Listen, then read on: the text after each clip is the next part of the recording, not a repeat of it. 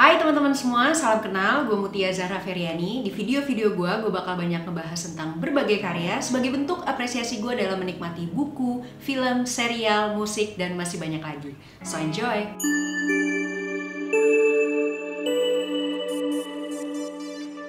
Hari ini gue bakal ngebahas buku judulnya Alasan Kita Rela Menderita, Logika Tersembunyi di Balik Motivasi Manusia, karya Dan Ariely. Gue tuh kalau ngomong nama orang takut salah, tapi Mas Dan mudah-mudahan nggak. Kira-kira ada 6 poin yang gue dapat dari buku ini. Apa aja? Iya. Seringkali orang-orang memandang motivasi itu adalah sesuatu yang dipicu dari hal-hal yang sifatnya eksternal untuk kita melakukan sesuatu untuk mencapai tujuan tertentu gitu. Nah, tapi di buku ini tuh dibahas hal yang lebih dalam daripada itu. Motivasi menurut Merriam-Webster adalah suatu tindakan atau proses yang memberi seseorang alasan untuk melakukan sesuatu. Juga kondisi bersemangat untuk bertindak dan bekerja. Mungkin kan kayak ya sebenarnya trigger, alasan, things atau apapun yang bikin kita jadi semangat, intinya sih gitu ya. Mungkin disederhanakannya gitu menurut Merriam-Webster. Buku ini jadi ngulik bahwa motivasi itu biasanya nggak cuma satu, tapi bisa ada sekumpulan atau banyak faktor yang akhirnya ketika mereka bergabung itu menjadi sebuah motivasi. Makanya di sini juga ada rumusnya, disebutin kalau motivasi sama dengan uang plus pencapaian plus kebahagiaan plus tujuan plus keinginan untuk maju plus jaminan pensiun plus perhatian kepada orang lain plus jejak yang kamu pengen tinggalin plus status plus jumlah anak di rumah plus kebanggaan dan plus segala macam unsur lainnya yang pengen kamu masukin, dan akhirnya itu semua completely bisa kamu sebut sebagai motivasi. Hal yang dibahas di poin kedua adalah rasa sakit.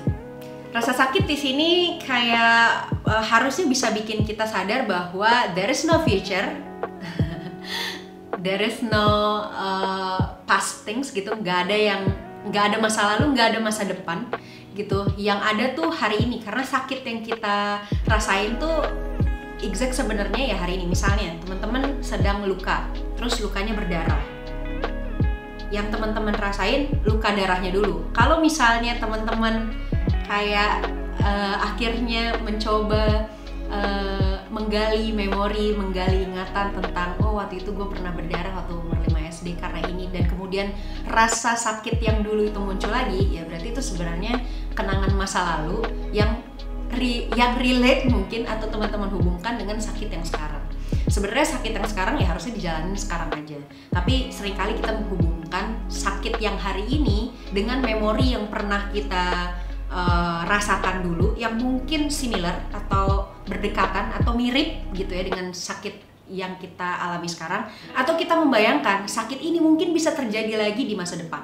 Jadi kayak cukup kompleks kalau misalnya kita seringkali menghubungkan dimensi waktu antara hari ini dengan besok dan kemarin. Kayaknya ini juga pernah gue bahas di video gue sebelumnya tentang harus sekarang, pokoknya kita harus mikirin tuh tentang hari ini. Nah, seringkali kita menghubungkan rasa sakit itu yang jadinya sakit yang hari ini tuh jadinya plus gitu, padahal sebenarnya ya sakit yang kita rasakan detik ini ya kita alaminnya sekarang doang gitu. Nah, kadang jadi jauh lebih sakit karena kita punya ketakutan akan terjadi lagi, atau sakitnya tidak sembuh di masa datang, atau kita menghubungkan dengan rasa sakit kita yang pernah kita alamin di masa lalu, makanya jadi lebih sakit. Saran mungkin ya kalau udah sakit jangan ditambah-tambahin. Tapi kalau misalnya kita lagi sakit, kadang kita nggak bisa optimis gitu. Kita kadang-kadang bingung kalau si sakit ini tuh bisa hilang atau enggak, sakit ini tuh bisa sembuh atau enggak, sakit ini tuh sebenarnya mungkin nempel terus sama kita selalu merasakan rasa sakit dan kita menderita. Seringkali kita punya pola pikir yang kayak gitu, yang akhirnya sakit itu seringkali orang bilang bisa sembuh, tapi mungkin juga nggak bisa hilang dari memori kita gitu, jadi melekat. Tapi ini tergantung gimana teman-teman nyikapin rasa sakit dan luka yang pernah teman-teman alami. Hal yang ketiga yang gue dapat dari buku ini adalah tentang derita dan makna. Ini kayaknya salah satu poin terbesar dan paling banyak dibahas dari buku ini. Di buku ini tuh disebutin kenapa sih manusia tuh sering banget ngerasa sakit, ngerasa menderita, ngerasa terluka. Itu sebenarnya karena manusia tuh ingin merengkuh atau mencapai atau mendapatkan sebuah pemaknaan yang dalam. Jadi manusia kan kasih akal ya sama Tuhan gitu, dan seringkali apa yang udah kita dapatkan itu pengen kita gali terus, karena manusia tuh sifatnya nggak cepet puas. Jadi misalnya kita dapet A, kita tuh kayak akan nyari lagi setelah A ini apa ya, atau ada nggak ya yang lebih tinggi daripada A, atau ada nggak ya yang lebih besar daripada A.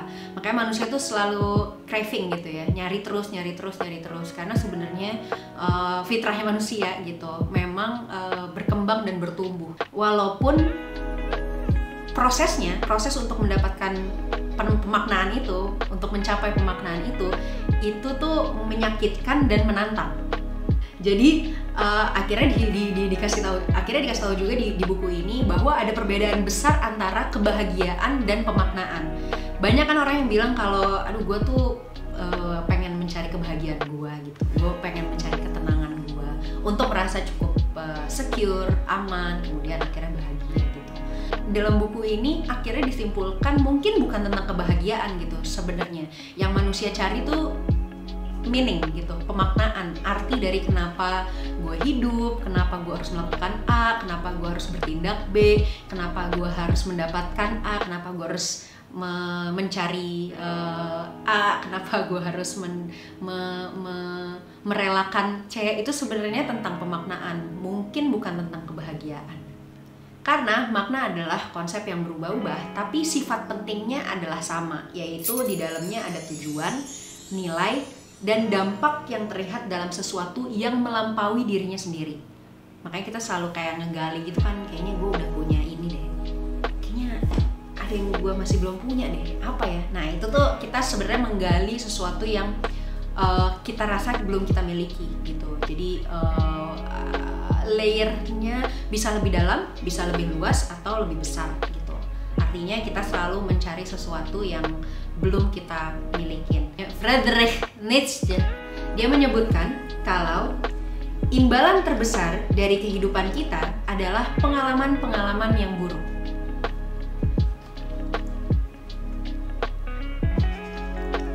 Imbalan terbesar dari kehidupan kita adalah pengalaman-pengalaman yang buruk.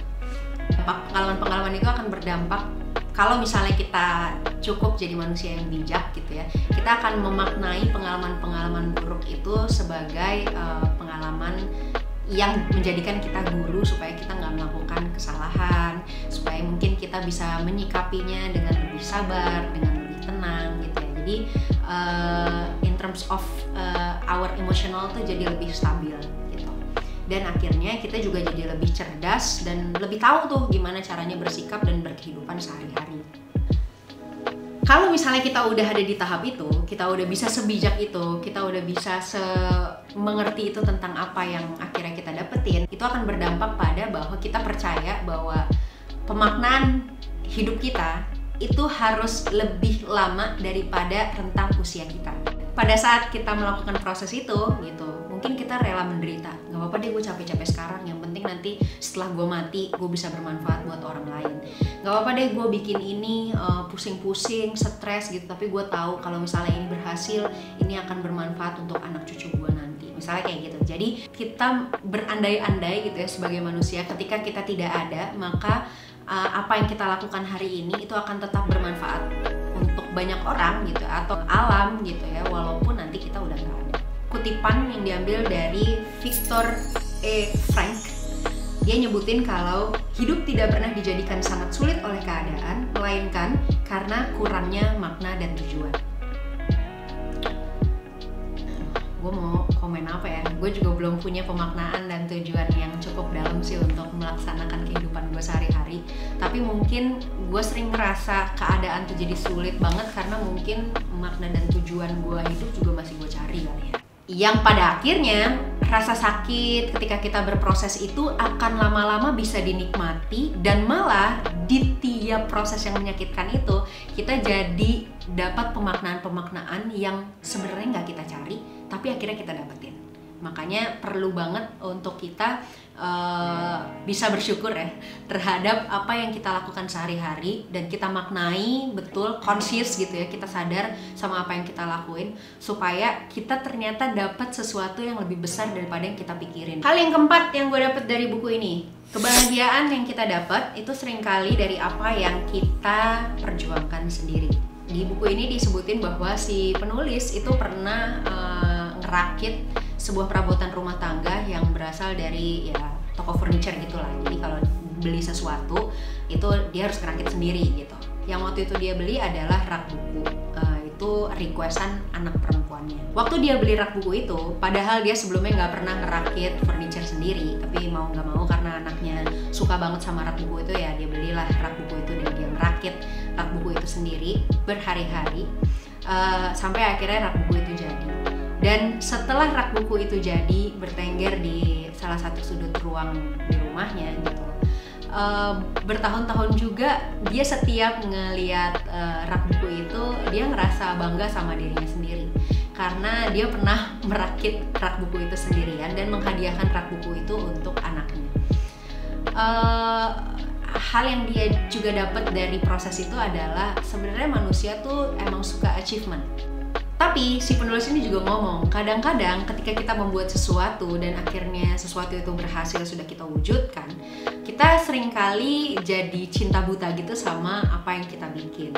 Kita merasa bahwa apa yang kita lakukan gitu ya, dan kita hasilkan itu adalah sesuatu yang sangat mulia, sesuatu yang sangat perfect, sesuatu yang sangat ideal gitu. Dan itu keterkaitan itu, keterhubungan perasaan kita terhadap itu, terhadap ciptaan kita itu, akhirnya membuat kita jadi kesulitan untuk bisa menghargai dan memahami orang lain kalau misalnya orang lain itu enggak semenghargai atau sememahami atau sesayang itu sama karya yang udah kita bikin.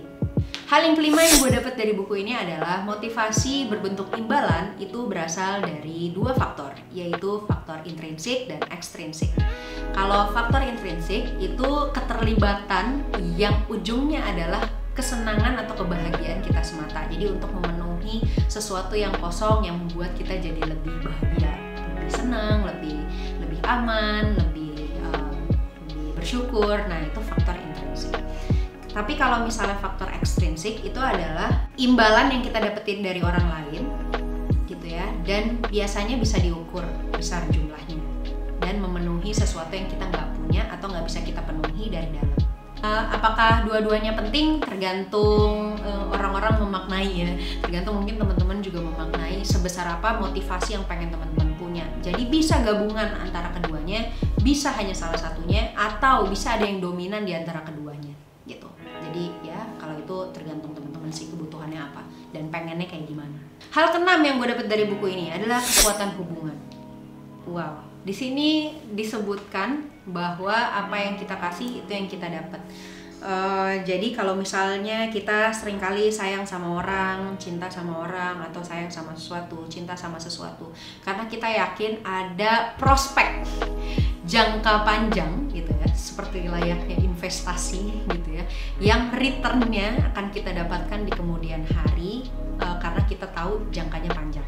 Makanya biasanya kalau misalnya hubungan yang kita yakin dalam prosesnya gitu ya akan berlangsung dalam waktu yang lama, itu biasanya kita juga mau ngasihnya banyak karena kita yakin nanti return ke kitanya juga besar dan banyak. Hati-hati dengan kita semua tuh bisa jadi perusak motivasi orang lain. Jadi jangan sampai kita mengabaikan, mengkritik, menyepelekan, dan menghancurkan upaya orang lain ketika seseorang sedang berusaha atau berproses untuk mencapai tujuan tertentu gitu. Mungkin bagian yang paling mudah adalah kita bisa mengapresiasi seperti kita ingin diapresiasi oleh orang lain. Ada banyak hal-hal emosional yang abstrak yang kita jalani selama hidup kita, dan itu bisa mengisi hal-hal yang kosong. Makanya alasan kita menderita kadang-kadang juga nggak logis gitu.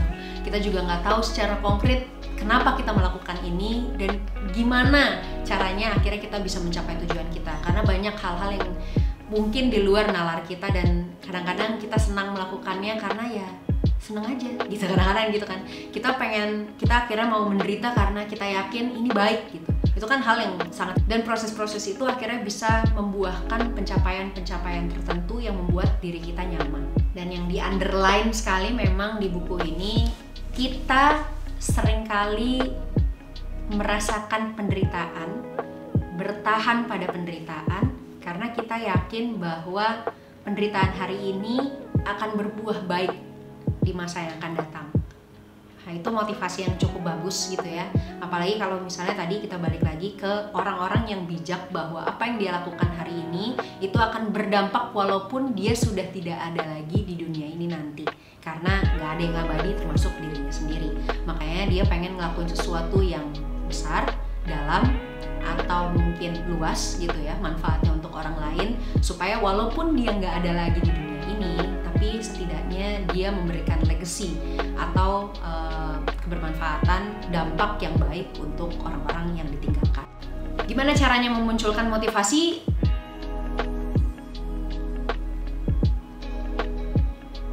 Gue juga masih nyari, dan di buku ini nggak secara gamblang dikasih tahu, tapi kita bisa memunculkan motivasi untuk orang lain, dan mungkin juga bisa kita pakai untuk diri sendiri. Yaitu yang paling simpel adalah dengan memberikan kalimat-kalimat yang positif, karena itu yang paling mudah. Jadi kalau kita bisa menghargai orang lain, setidaknya dengan memberikan kalimat-kalimat positif seperti pujian dan apresiasi untuk orang-orang yang ada di sekitar kita, dan bisa menimbulkan energi positif, dan mungkin malah bisa jadi motivasi buat dia untuk bekerja lebih baik, beraktivitas lebih baik, berkelakuan lebih baik, itu bisa juga berdampak baik untuk hidup kita. Ada sedikit hal yang mungkin tidak disinggung di buku ini, dan sebenarnya gue berharap ada di buku ini ya, tapi apalah gunanya ekspektasi yang berlebihan kalau tidak pada akhirnya kecewa. Jadi gue tidak terlalu kecewa sih, cuman gue berharap kalau gimana caranya kita bertahan pada penderitaan. Di sini tuh nggak disebutin gitu. Kita cuman kayak ya kalau lo punya makna, lo pasti bisa bertahan sama penderitaan gitu. Dan alasan lo bertahan karena lo yakin lo punya nilai baik, lo punya dampak baik, lo punya manfaat yang baik. Udah gitu, tapi nggak dikasih tahu gimana caranya kita bisa bertahan gitu.